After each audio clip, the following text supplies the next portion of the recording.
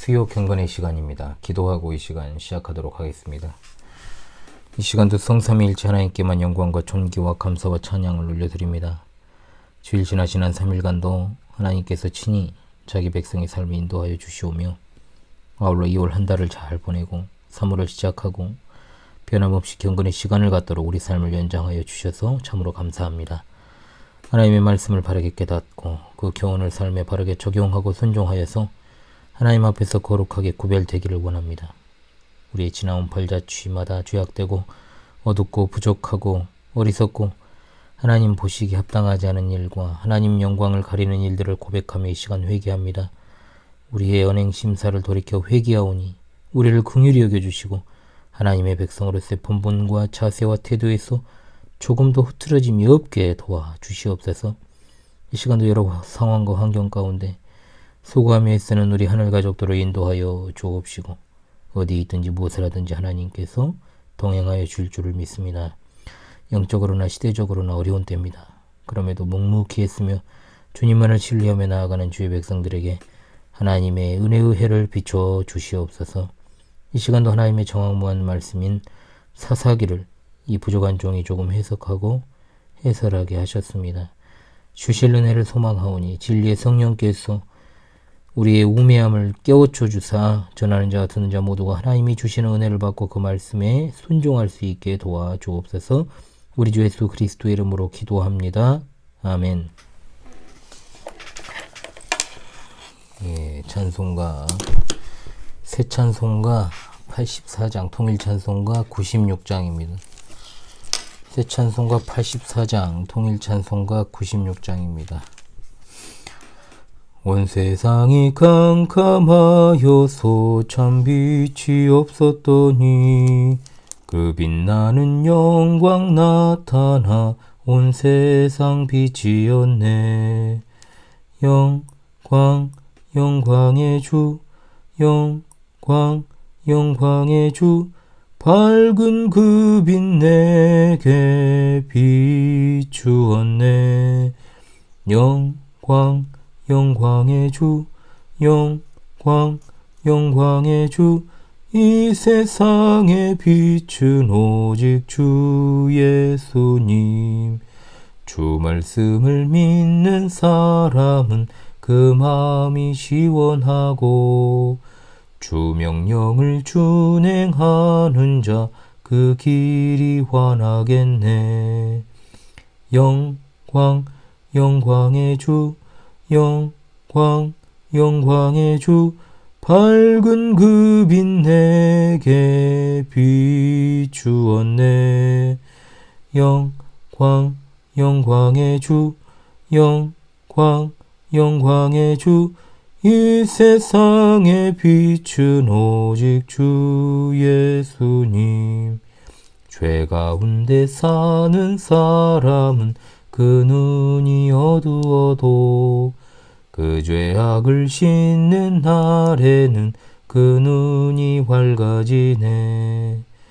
영광 영광의 주 영광 영광의 주 밝은 그 빛 내게 비추었네. 영광 영광의 주 영광 영광의 주 이 세상의 빛은 오직 주 예수님. 아멘. 오늘 계속해서 사사기 말씀 이어서 보도록 하겠습니다. 사사기 18장 오늘은 21절로 31절까지 18장 마무리 부분이죠. 사사기 18장 21절로 31절의 말씀이 되겠습니다. 제가 낭독하지요. 그들이 돌이켜서 어린아이들과 가축과 값진 물건들을 앞세우고 길을 떠나더니 그들이 미가의 집을 멀리 떠난 때에 미가의 이웃집 사람들이 모여서 단 자손을 따라붙어서 단 자손을 부르는지라. 그들이 얼굴을 돌려 미가에게 이르되 내가 무슨 일로 이같이 모아가지고 왔느냐 하니 미가가 이르되 내가 만든 신들과 제사장을 빼앗아 갔으니 이제 내게 오히려 남은 것이 무엇이냐? 너희가 어찌하여 나더러 무슨 일이냐고 하느냐 하는지라. 단 자손이 그에게 이르되 내 목소리를 우리에게 들리게 하지 말라. 노한 자들이 너희를 쳐서 내 생명과 내 가족의 생명을 잃게 할까 하노라고. 단 자손이 자기 길을 간지라. 미가가 단 자손이 자기보다 강한 것을 보고 돌이켜 집으로 돌아갔더라. 단 자손이 미가가 만든 것과 그 제사장을 취하여 라이스에 이르러 한가하고 걱정 없이 사는 백성을 만나 칼날로 그들을 치며 그 성읍을 불사르되 그들을 구원할 자가 없었으니 그 성읍이 베드로홉 가까운 골짜기에 있어서 시돈과 거리가 멀고 상종하는 사람도 없음이었더라. 단 자손이 서금을 세우고 거기 거주하면서 이스라엘에게서 태어난 그들의 조상 단의 이름을 따라 그 성읍을 단이라 하니라. 그 성읍의 본 이름은 라이스였더라. 단 자손이 자기들을 위하여 그 새긴 신상을 세웠고 모세의 손자요 게르솜의 아들인 요나단과 그 자손은 단지파의 제사장이 되어 그 땅 백성이 사로잡히는 날까지 이르렀더라. 하나님의 집이 실로에 있을 동안에 미가가 만든 바 새긴 신상이 단 자손에게 있었더라. 아멘. 예. 지난 시간에 이어서 오늘 정글의 법칙 2탄입니다. 그리고 종교적 타락 마지막 5번째 시간이 되겠습니다. 다음 시간에 정말 더 장난 아닌 또 사건이 등장을 하거든요. 아주 뒤로 갈수록 더 가관이니까요. 여러분 이제 좀 마음 준비를 단단히 하십시오.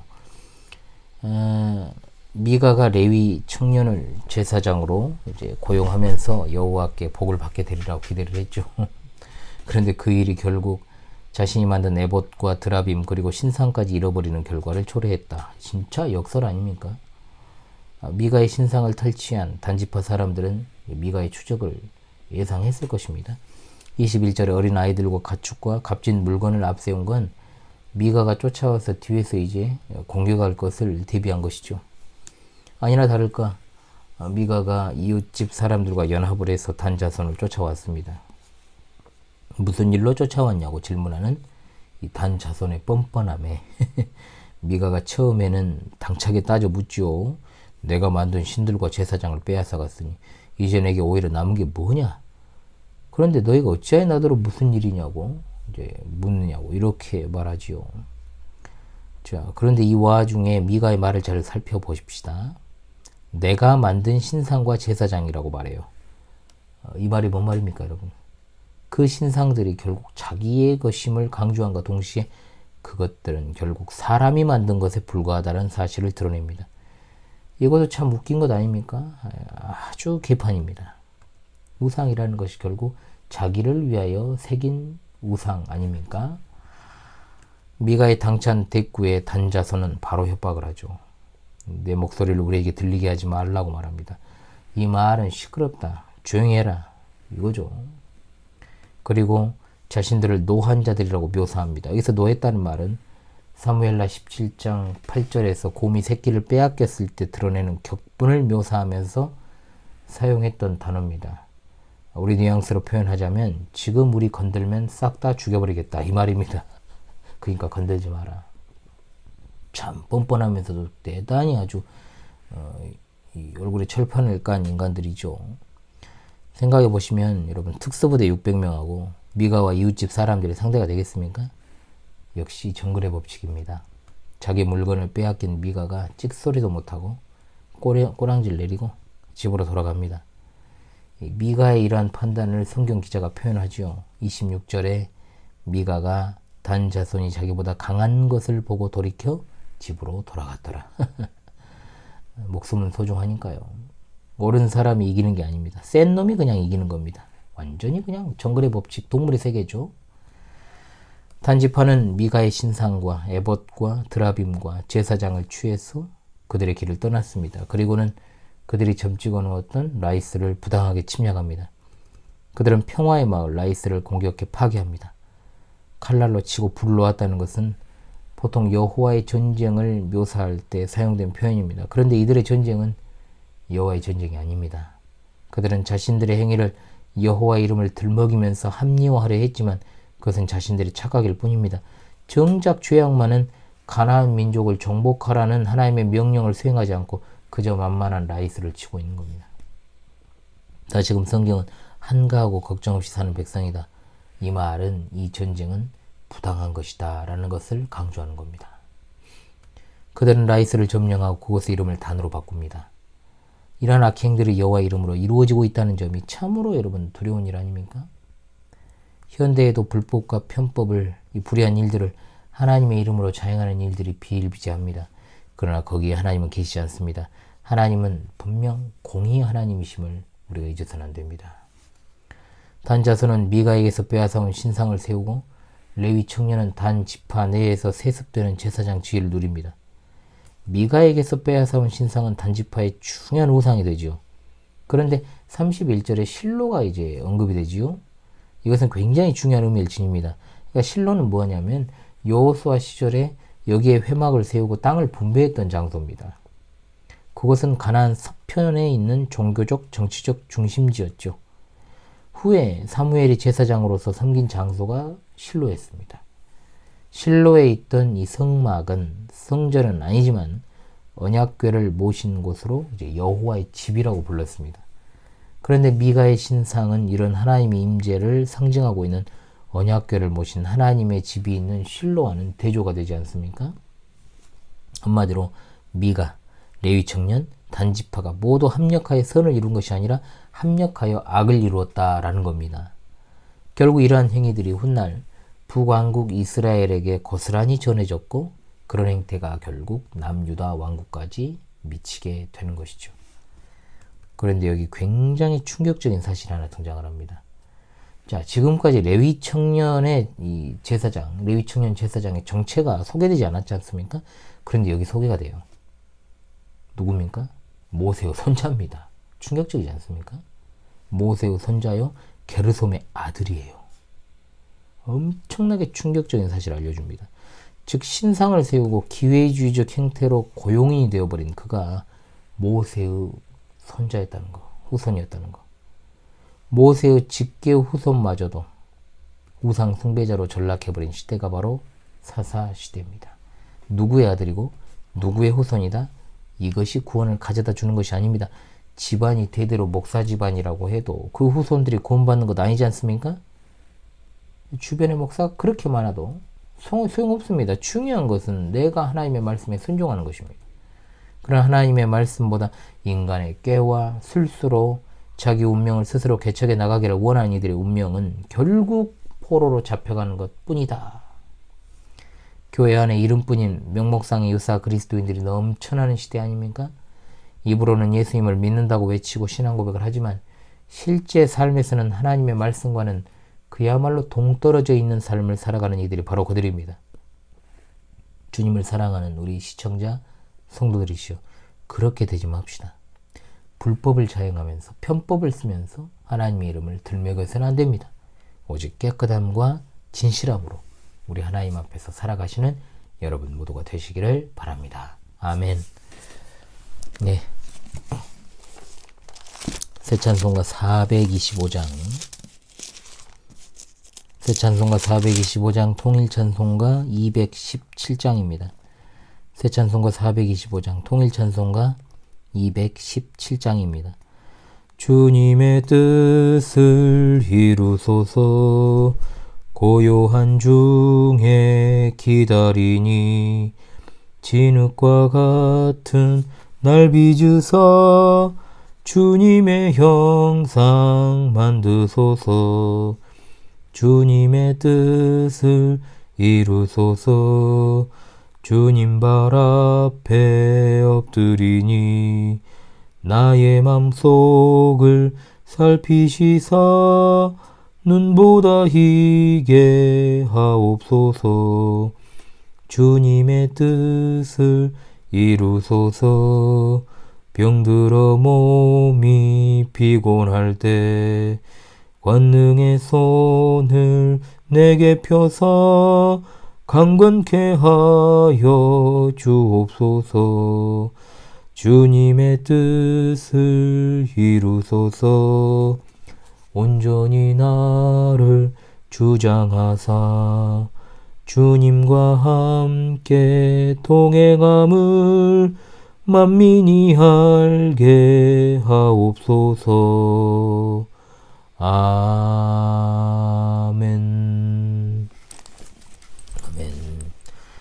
예, 광고를 좀 드리겠습니다. 벌써 2월 마지막 주일 지나고요.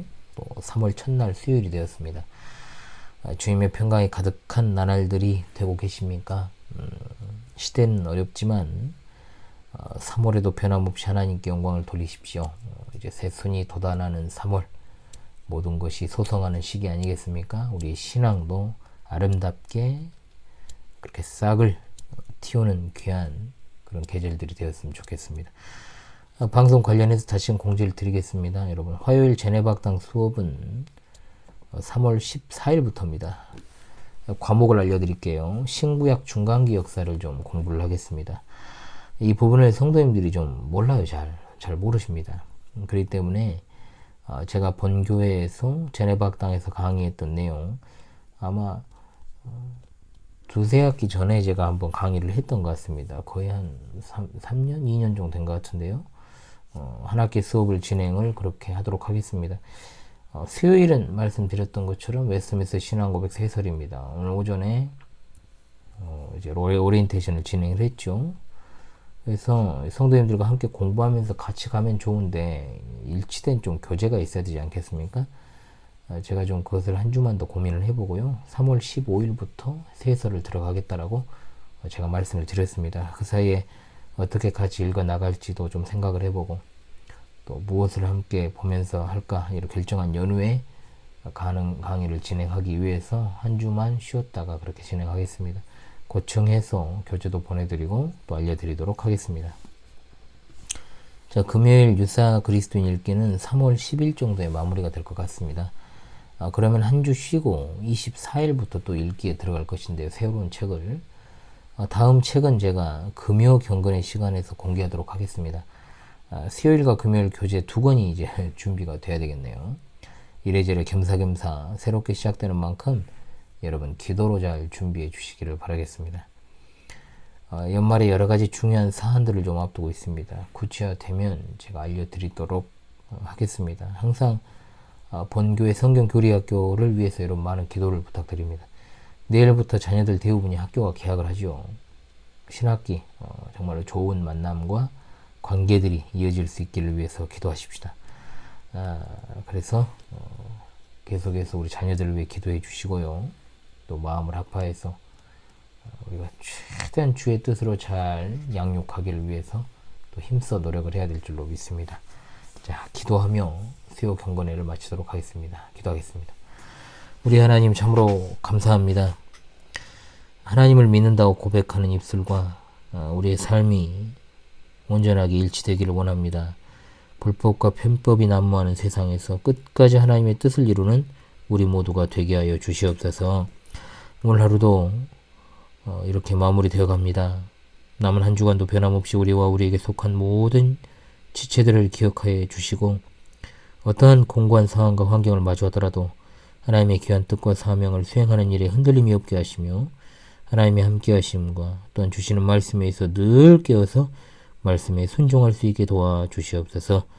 이 밤에도 평안한 쉼을 주시고 밝은 새 아침을 열어주시며 남은 한 주간의 삶 가운데서도 함께하여 주시기만을 바랍니다. 어려운 삶과 환경과 그리고 병중에 있는 주의 백성들을 특별히 어루만져 주시고 삶의 요한과 고통을 살피사 위로하시고 회복시키시고 늘 평안하게 하여 주옵소서. 잃어버린 양들과 방황하는 양들이 주님의 품 안에서 위로와 평안을 누리며 저 천국문에 이를 수 있게 지켜주시옵소서. 다음 세대 주의 자녀들을 지키기 위한 성경교리학교가 더욱더 아름답게 쓰임받는 날까지 하나님 함께해 주시고 또한 새롭게 이제 신학기를 맞이한 우리 자녀들을 지켜주사 좋은 만남, 아름다운 교제들이 넘치게 도와주시옵소서. 다시 오실 우리 주 예수 그리스도 이름으로 간절히 기도하옵나이다. 아멘.